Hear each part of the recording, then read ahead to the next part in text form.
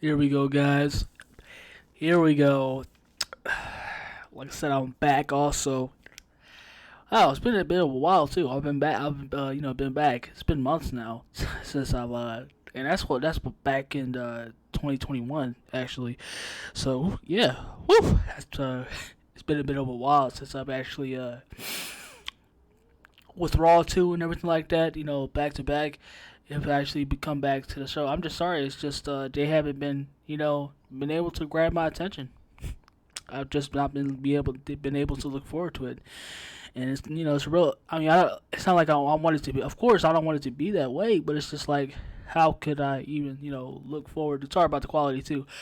You know, whichever video I'm talking on, but yeah, it's like how could I? Because it's the shit that they bring me is just I look at it and it's just why would I want to waste my time on this when I can be out somewhere else or just right now I can be playing 2K 2022 or of course watching my usual classics.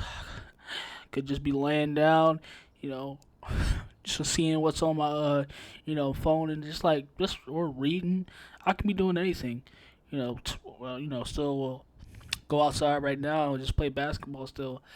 It's just literally anything I can be doing else right now than watching, because wrestling is still at that. Of course, it's at that still at that standstill where it's just why would you want to waste any time when they fail to do, when you talk about again going back to the attitude era, just like those kinds of errors when they just fail because of the type of they want to pander also, especially AEW. Tony Khan is definitely one of the ones that's he just panders and panders, and he wants to kiss ass.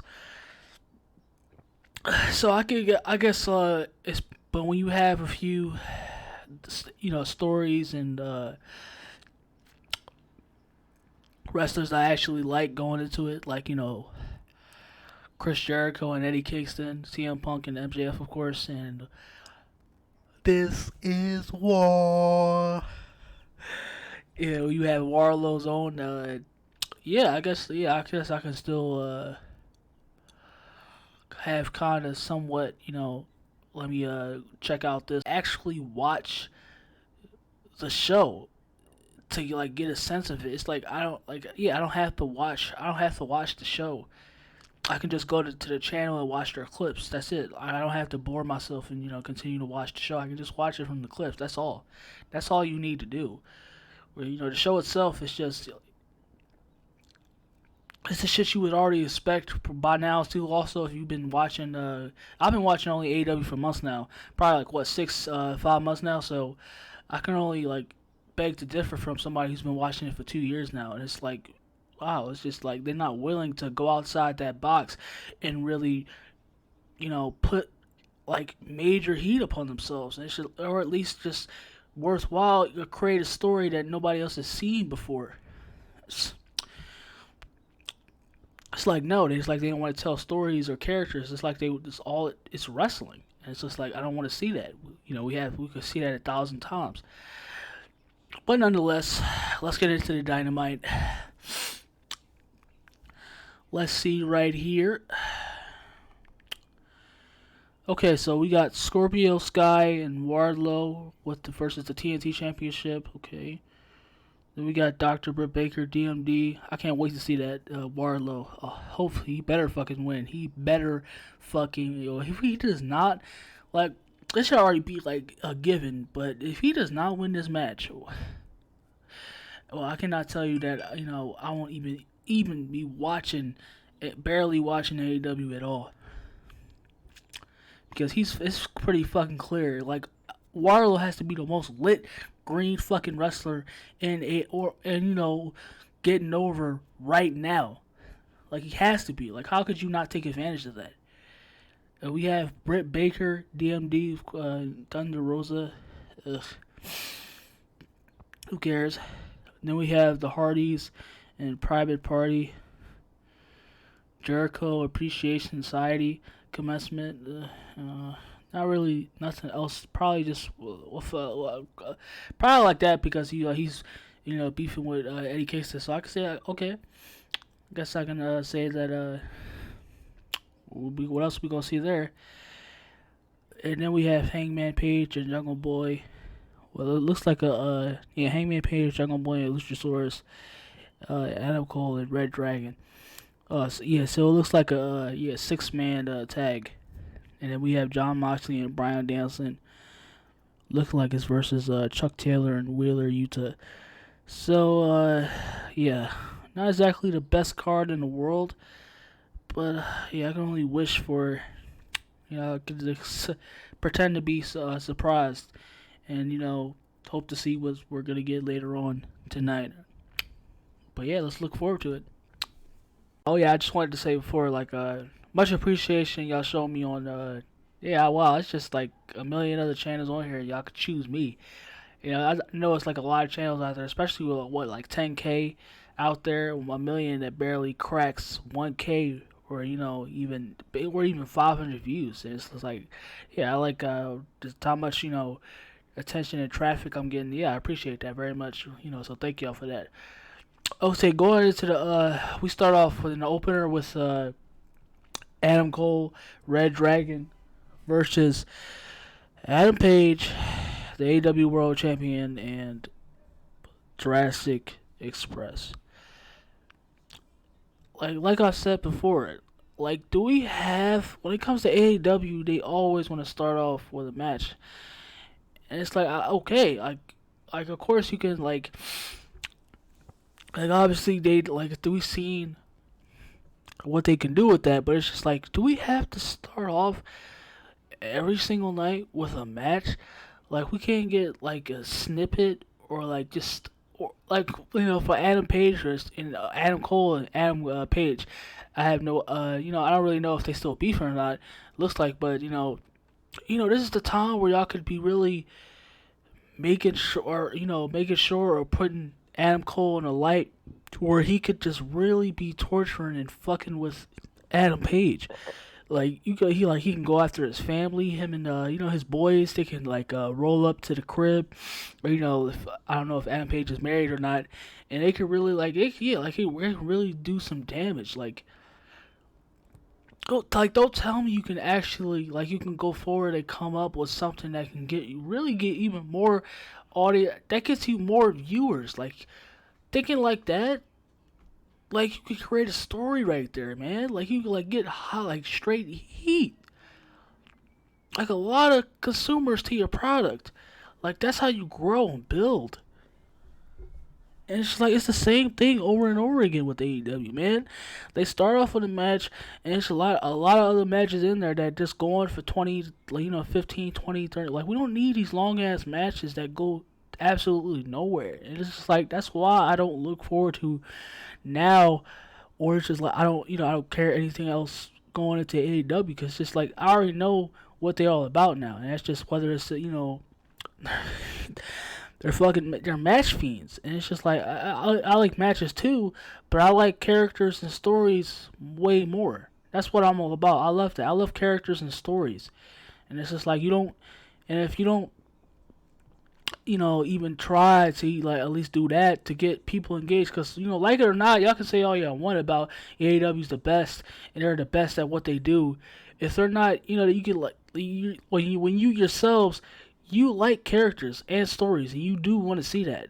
Like, you can lie all you want, but behind the mask, y'all do like to see that. Y'all want to see that, and y'all probably get tired of the same thing every other single week.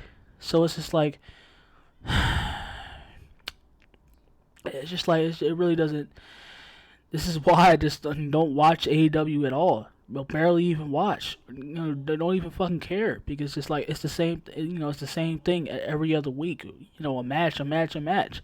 They don't even work towards to build a story, or have a wrestler that the wrestlers right now, they could they don't do anything to create a hell of a lot of heat for all their wrestlers. I'm not just talking about one. I'm talking about everybody else. It's just like, it doesn't, like, no. It makes no sense at all why they don't, even try to do that. I really don't understand how y'all watch this. I really don't.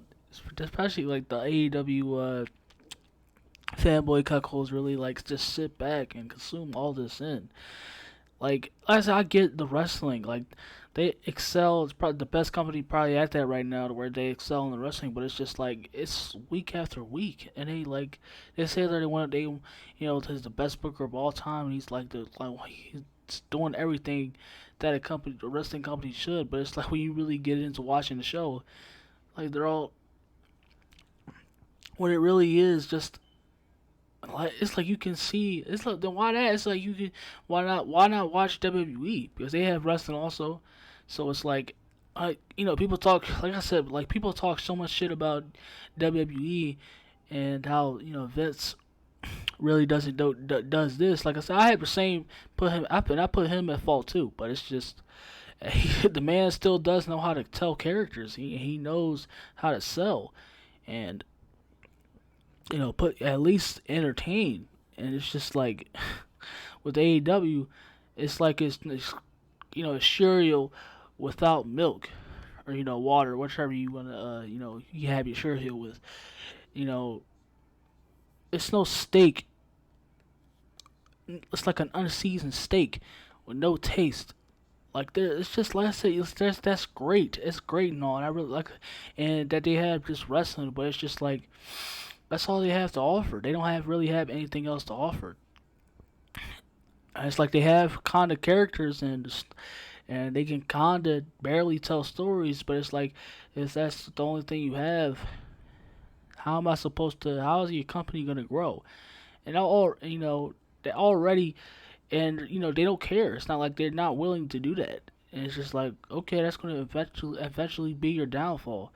And then you wanna miraculously twirl your head round and round, asking what happened. It's like they can actually be doing like not like I don't like, of course, John Moxley because he's the most generic thing ever. But it's just like you can actually be doing engage something also with this and John Moxley and Brian, and it's just like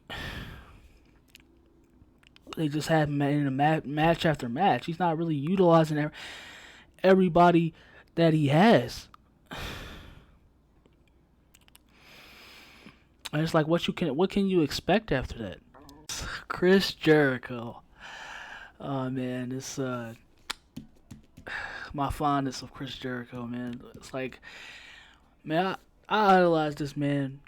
He's just on Mount Rushmore as one of my favorites. Of course, since the Attitude Era as well. Whichever you call it,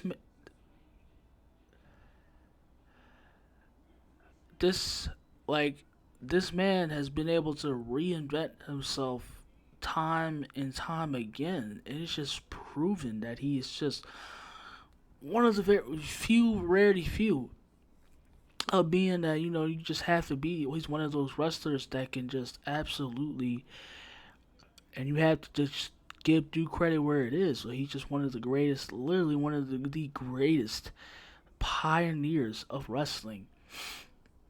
Wrestlers, Jericho is a rare breed. Oh my gosh, man. Sorry about that. Jericho is a rare breed, and you know, he only come like wrestlers, especially talents like him. Just personalities, characters come around. A few rare times. It's just like they don't come around very often. It's just you have to appreciate and respect that. And going forward, man, yeah, it's just right. He feels right here too. Right here, he feels like just classic Jericho, the 2000s Chris Jericho. Oh my god, well the promos straight on fire.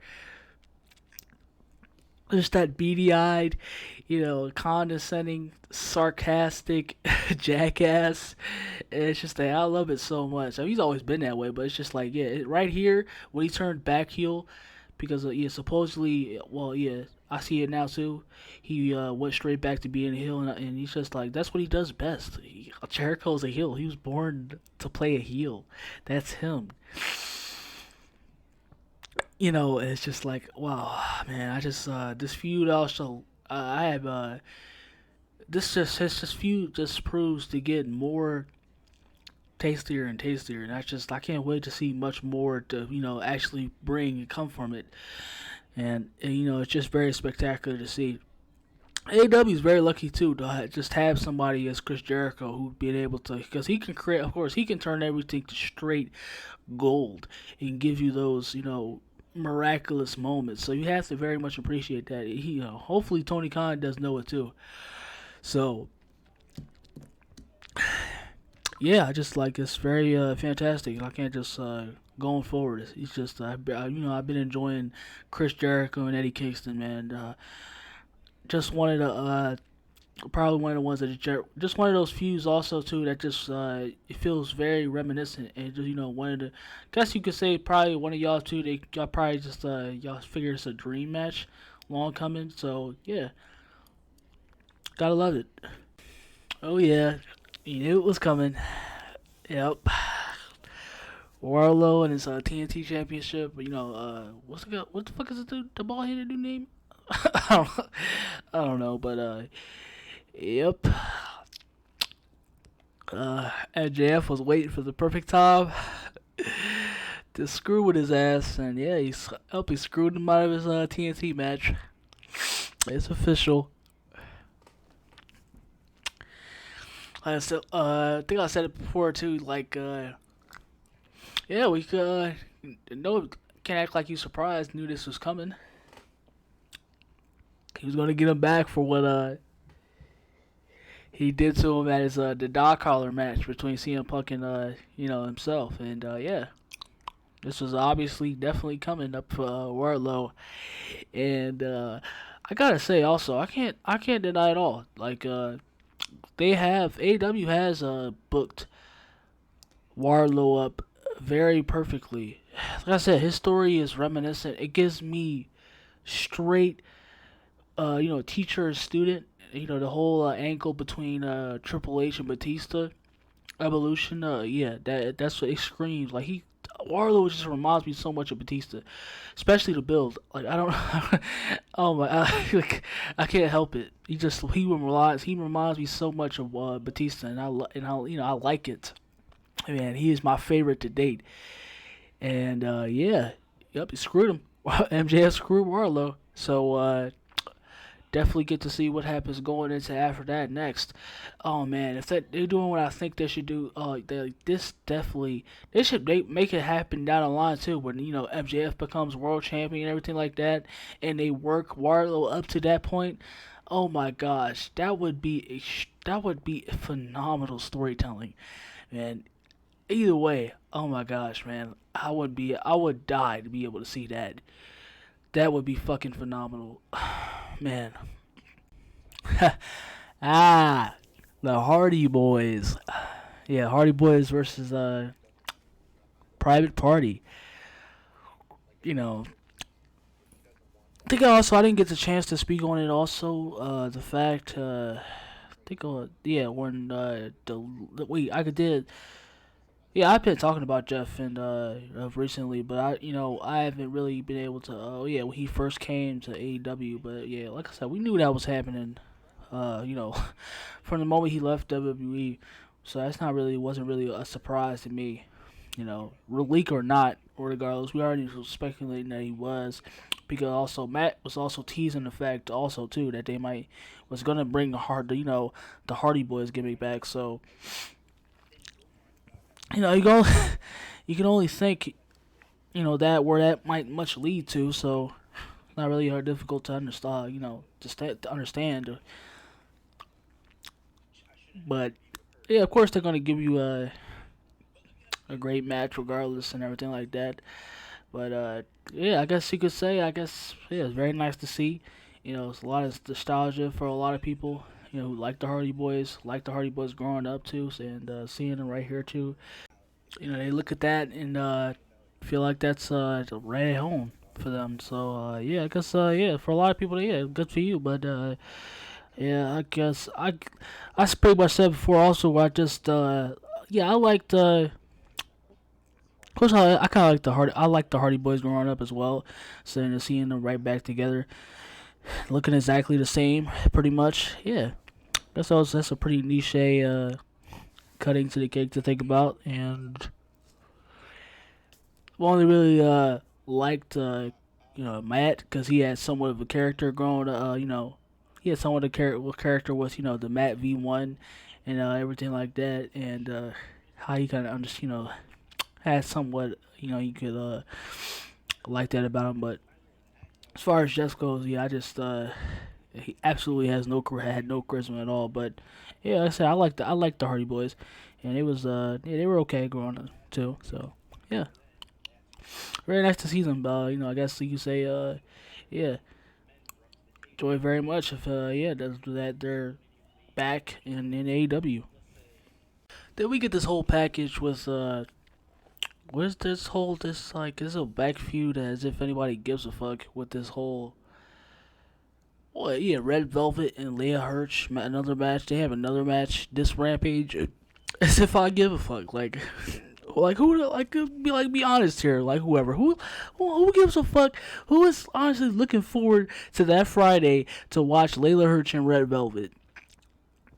Lame ass storytelling and all around characters with themselves. I don't give a fuck about these two.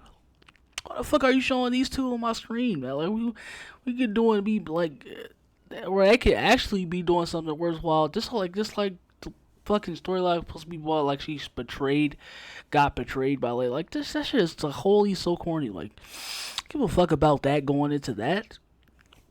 I don't care. And this we have for the main event